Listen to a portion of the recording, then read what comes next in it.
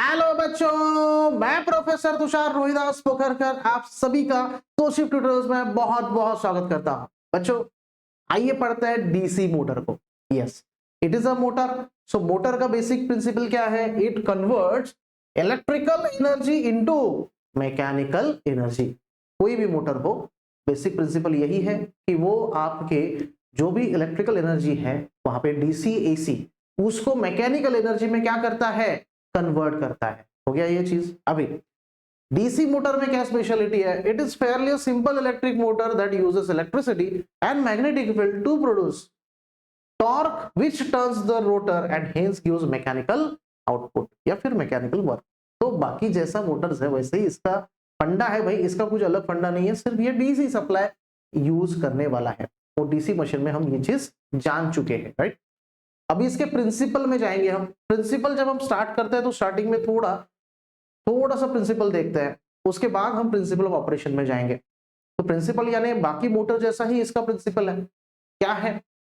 In any electric motor operation is based on simple electromagnetism. तो इसमें भी किसके ऊपर डिपेंड है? Yes, simple electromagnetism. किसके ऊपर डिपेंड है? Simple electromagnetism, right. इसको मैं अंडरलाइन कर देता हूं। When a current carrying conductor is placed in an external magnetic field, it experiences a force, और उस फोर्स को बच्चों हम बोलते हैं लॉरेंट्ज फोर्स। ये सर लॉरेंट्ज फोर्स तो नहीं देखा बाकी मोटर्स में। भाई ये जो डीसी मोटर है ना, इसके फोर्स को स्पेसिफिकली कहा गया है, नामकरण किया गया है, वो है लॉरेंट्ज फोर्स।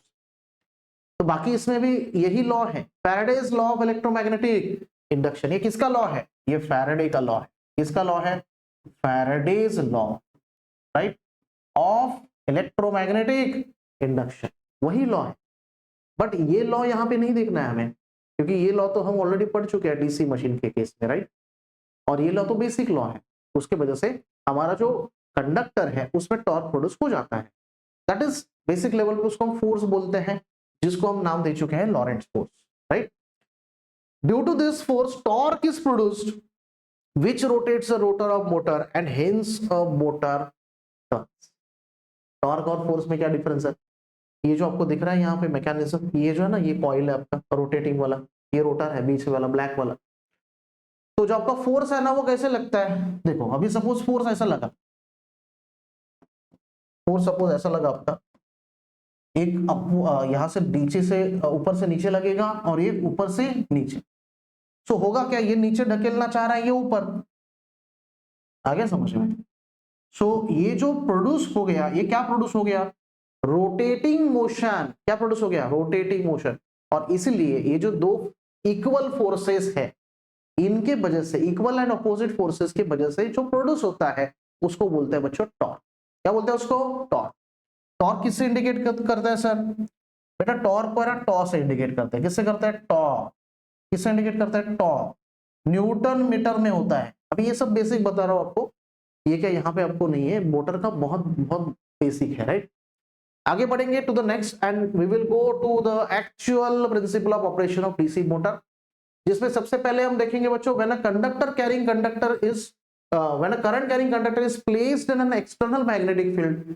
वही चीज रिपीट कर रहे हैं यहाँ पे भी हम, प्रीवियस पेज वाला, कि it experience a force that is called Lorentz force. जिसको हम क्या बोलते हैं? Lorentz force. तो लॉरेंट्ज फोर्स का फॉर्मूला क्या है?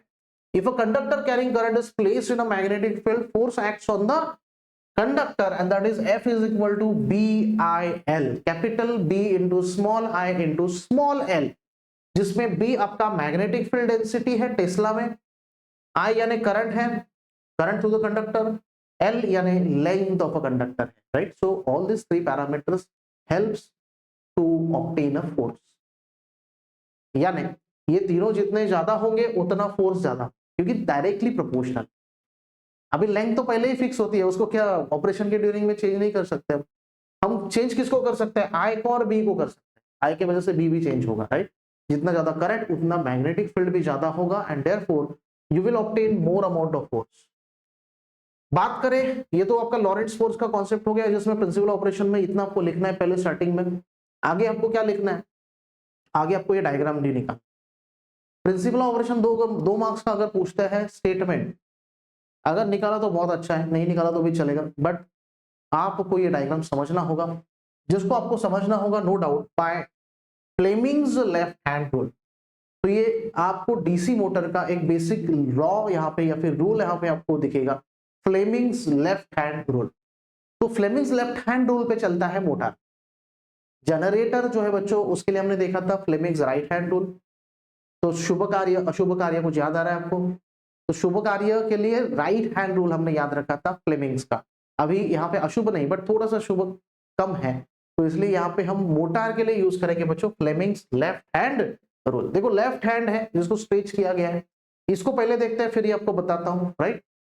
आगे बढ़ते हैं to the Fleming's left hand rule. तो फ्लेमिंग का लेफ्ट हैंड रूल क्या बताता है? यस, स्ट्रेच करो।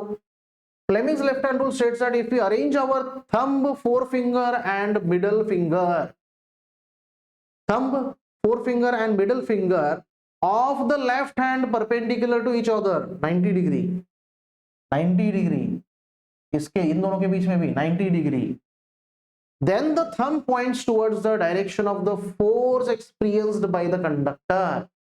ये क्या इंडिकेट करेगा? फोर्स या फिर थ्रस्ट और मोशन। फोर्स जहां पे वहां पे ही मोशन लगेगा, right. So it indicates experience force experience by the conductor. The forefinger points towards the direction of the magnetic field, यानी ये डायरेक्शन ऑफ मैग्नेटिक फील्ड होगा। And we can say and the middle finger points towards the direction of the electric current, या फिर EMF, ऐसे याद रख सकते हो। बट यहाँ पे मोटर है तो इलेक्ट्रिक करंट, जनरेटर है तो EMF, राइट, क्योंकि जनरेटर में EMF जनरेट होता है और इस मोटर में करंट जनरेट होता है, यानी करंट वहां पे मोटर को दौड़ाता है, रोटेट कराता है, राइट। तो यहाँ पे अप्लाई करते हैं इसको। देखो ये वाला लिम्ब दिख रहा है, एक लिम्ब में अप्लाई होगा, एक कंडक्टर में फ्लेमिंग्स लेफ्ट हैंड रूल, यहाँ पे नहीं, यहाँ पे करोगे तो उल्टा करना पड़ेगा। अभी ये देखो यहाँ पे करता हूँ सपोज ये वाला, देखो डायरेक्शन ऑफ करंट दिख रहा है आपको, उसी डायरेक्शन में लेके जाता हूँ। अभी देखो ये जो कंडक्टर है इसको कैसे फोर्स लग रहा है उसके ऊपर डिपेंड है डायरेक्शन ऑफ करंट कैसे होगा एंड मैग्नेटिक फील्ड कैसे होगा। तो आपका मैग्नेटिक फील्ड जो है उसके हिसाब से देखो नॉर्थ टू साउथ, यानी मैग्नेटिक फील्ड आपका ये होता है ना, 4 फिंगर इंडिकेट करता है, राइट। तो 4 फिंगर ऐसा है, नॉर्थ टू साउथ जाता है मैग्नेटिक फील्ड। तो ऐसे इसको पॉइंट आउट कर लेता हूं मैं, राइट, टुवर्ड्स बोर्ड करता हूं। तो ये जो है ना डायरेक्शन ऑफ करंट है, देखो ये दिख रहा है आपको direction of current, this is the direction of current. आ रहा है समझ में? ये हो गया डायरेक्शन ऑफ करंट, और ये जो है this is a rotation of the conductor. ऐसे ऐसे रोटेट होगा, यानी इस तरफ बढ़ रहा है आपका कंडक्टर, देखो ऐसे रोटेट हो रहा है। यानी कैसे हो रहा है? इसको बोलते हैं हम क्लॉकवाइज। क्या बोलते हैं? क्लॉकवाइज। अभी इस लिम्ब में करेंगे सपोज, तो नॉर्थ टू साउथ वैसे ही रहेगा, नॉर्थ टू साउथ आपका वैसे ही रहेगा, बट डायरेक्शन ऑफ करंट कैसा? देखो अभी ऐसा है, करंट का डायरेक्शन उल्टा है, तो ये नीचे जा रहा है, यानी फोर्स नीचे जाएगा, करंट इस तरफ आएगा। And that is the beauty of this Fleming's left hand rule और right hand rule.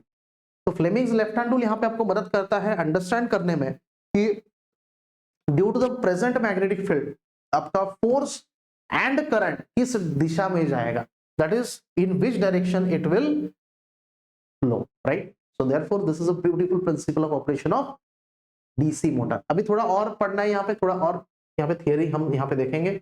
When the field winding is excited and its armature conductors are supplied with current, यानी जब हम फील्ड वाइंडिंग को excite करते हैं और armature में current क्या होता है? प्रोड्यूस हो जाता है। आर्मेचर करंट प्रोड्यूस हो जाने के बाद they experience a force tending to rotate the armature.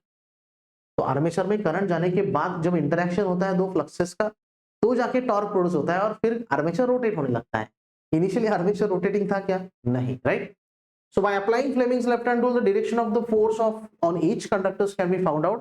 It will be seen that each conductor experiences a force which tends to rotate the armature in anti-clockwise direction. यानी एक नहीं, दोनों भी conductor क्या होता है? फोर्स एक्सपीरियंस करते हैं, एक ऊपर जा रहा है तो एक नीचे, नहीं तो एक नीचे जा रहा है तो एक ऊपर, ऐसा दोनों पॉसिबल है डायरेक्शन, एक क्लॉकवाइज और एक एंटी क्लॉकवाइज, दोनों डायरेक्शन पॉसिबल है, right. These forces collectively produce a driving torque which sets the armature rotating in a particular direction. So this is all about the basic principle of operation of your DC motor. So thank you very much for watching this video. We will meet in the next video with the next content. Thank you very much.